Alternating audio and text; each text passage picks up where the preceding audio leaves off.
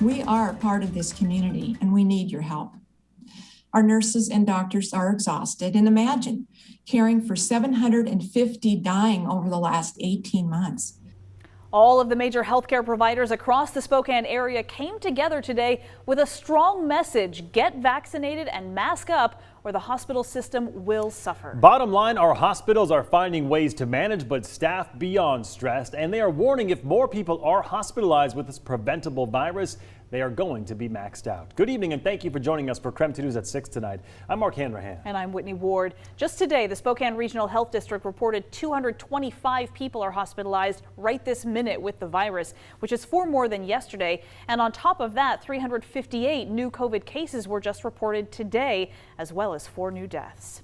And with hundreds of people in the hospital right now, it's no surprise hospitals have broken their record for the number of COVID patients being treated at one time. 150 of the 225 people hospitalized in Spokane County are being treated at Providence. That is the most COVID patients they have ever had. In their joint press conference today, COO Peg Curry says most of these patients are in the ICU, and she emphasized everyone in the ICU and on a ventilator right now is not vaccinated. The age group Providence is seeing the most are people between the ages of 40 and 50 years old. Curry says this is much younger than patients who were previously hospitalized. She shared with us what COVID patients are experiencing right now. For those patients not yet on a ventilator, they're gasping. They can't get a full breath. They have to sit up to breathe and lean forward. They're exhausted from trying to breathe. They can't sleep because they can't breathe. It is misery. For those that are on a ventilator, they're given medicine to keep them sedated. They're turned every few hours from their back to their bellies to try to keep their lungs more healthy and to help them heal. She adds this Delta variant is much more contagious than what we saw earlier in the pandemic, which is why Providence is continuing to see that influx of patients coming into the emergency rooms and the ICUs. And it is because of the high demand to take care of all those patients that the entire system is very close to being completely overwhelmed. I spoke with the heads of both Multicare and Sacred Heart about what this has meant for the 2 biggest hospitals in our region. Don't tip us over the edge. Please get vaccinated so we can pull back from this dangerous place where we are. We are committed to caring for our communities. We do not want to be in crisis standard of care. So we're hanging in there staff-wise, but we could certainly use some relief. Are we close to that? How close are we to having to institute crisis standards of care? At least in my hospitals, I don't believe we're there today. I do believe that we're stressed. And that's why we came together today to present this message. We want to do everything we can to avoid crisis standards of care. What it means is you're rationing care. You're making choices through a good team of physicians and ethicists in determining who's going to get what. And that is a very scary place to be for our country, our state, and we're working together very hard to avoid that. I agree with David. We're in a stressful position right now, and that's why we're here to implore all of you to get vaccinated, to be cautious, to avoid large gatherings, and to mask up. You trust us with your heart attacks. You trust us with your delivering your babies. You trust us to take care of your cancer. We're here for you, and we implore you to please follow our medical advice. How are you trying to get that message across to people who are very reluctant to get this vaccine? I would ask them to evaluate carefully their sources of information. The Public Health Department, the CDC, all the organized healthcare providers that are dedicated and have dedicated their professional lives to taking care of our patients and our community are all saying the same thing. It's a very consistent message, a very simple message. The vaccines are safe. There's plenty of evidence that shows that. And wearing a mask also protects not just yourself, but others. Also, the Spokane Regional Health Officer told us today they're now working to get better access to COVID testing here in the Spokane area. In fact, they are hoping to bring back a mass testing site, but they are still waiting on that approval from the State Department of Health. We want to take a look now at the coronavirus numbers also across the state line in North Idaho. Right now, more than 100 people are hospitalized there with the virus. The health district is reporting 112 patients hospitalized with COVID tonight, plus 153 brand new cases reported in the last 24 hours. No new deaths, though, have been reported today. Now, Kootenai Health is in crisis, flooded with sick COVID patients. Healthcare officials there held an emergency meeting yesterday to discuss how to keep their heads above water. Following the discussion, officials outlined 3 actions: setting up an additional field hospital, revamping informational hospital graphics for the public, and working with other healthcare centers to help care for COVID patients. 95% of people hospitalized with COVID-19 in Idaho right now are unvaccinated. Since August 1st, 36 of the 46 COVID-19 deaths in the Panhandle were people who were not vaccinated.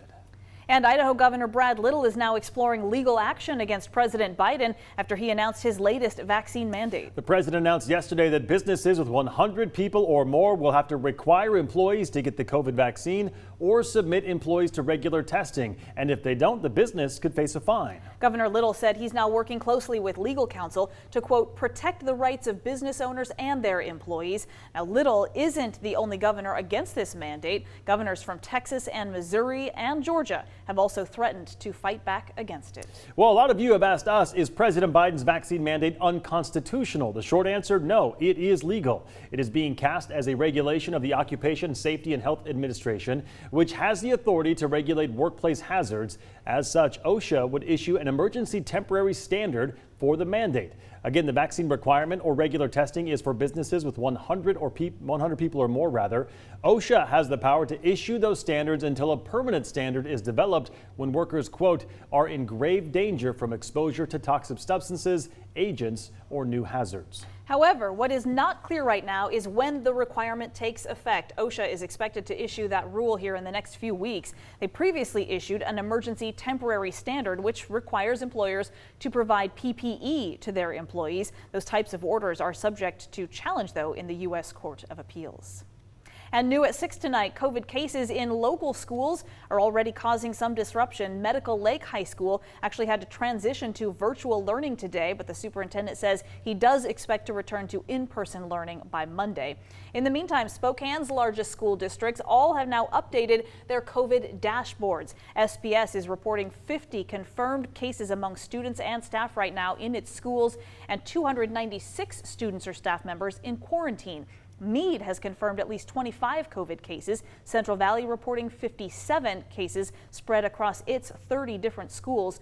4 high school football games have also been canceled tonight because of the coronavirus outbreaks. We'll have more on that in a little bit later in our sports coverage. Now, we know this is a lot of information, so we're making it easy for you to get most of the up-to-date information about the coronavirus in our area. You can always check krem.com or just text us the word COVID to 509-448-2000, and we'll send that information directly to your phone. As we take a break from the COVID headlines, we want to get over to Tom Sherry right now. Definitely a cloud-covered day. We even got some rain. Yeah, Tom. Go ahead. I was going to say a lot cooler today, Tom. Also, that rain we saw earlier in the broadcast had moved in kind of, I guess, out of the west, moving our way, right? Yeah, absolutely. Take a look at that outside. I mean, it's raining, ladies and gentlemen. It's raining, it's pouring. The old man is... There you go. Thank you, Whitney Ward. She said it correctly. 60 degrees. Wind is out of the southwest at 13 miles an hour. Told you the rain was on the way. The rain doing a good thing for our air quality. We were unhealthy for sensitive groups earlier this afternoon, and now we've dropped down to 98. That's on the high end of the moderate air quality. Look for that to continue to improve. Heavy rain out towards areas of central Washington, beginning to move up through Othello and into the Moses Lake area. There's the rain in Spokane, but we do see a back edge to the rain. Like Whitman County already beginning to dry out right now. So most of the rain really has been to the west of us. We do think it's going to move to the east of us, though, as we work our way through the evening hours. In North Idaho, I think you've got quite a bit of rain still in store for you, not only tonight, but probably by tomorrow as well. So we'll look for decreasing showers on Saturday with some clearing in the afternoon and a high of 73. Look for mostly cloudy but pleasant weather on Sunday with a high of 75. I'll check the rest of your 10-day forecast coming up in a few minutes. All right, Tom, thank you. An arrest warrant has been issued for former Representative Aaron Von Ellinger of Lewiston, Idaho. He's wanted now for rape charges in Ada County. He's accused of raping an intern. The representative actually resigned back in April after the legislature's ethics committee voted unanimously that he committed conduct unbecoming a state lawmaker. Detectives in Grant County are looking for 3 drivers who may be witnesses to a murder in Moses Lake that happened back in May. 24-year-old Christopher Vincent was found dead on the sidewalk in Moses Lake with a gunshot wound to the chest. Detectives say the murder happened between 2:30 and 3 in the morning back on May 26. It is not known if any of the vehicles or their occupants had any involvement in that homicide. The 3 cars in question appear to be a 2-tone early model Chevy S10 pickup, a white late model Toyota Tundra, and lastly a light colored 4-door sedan with unknown make or model. So anyone with any information about this case is encouraged to call that number right there at the bottom of your screen. All right, still ahead tonight, masks required at large outdoor events in Washington starting on Monday. But some outdoor events are already mandating masks. What you need to know about the Spokane County Interstate Fair this weekend, coming up after the break.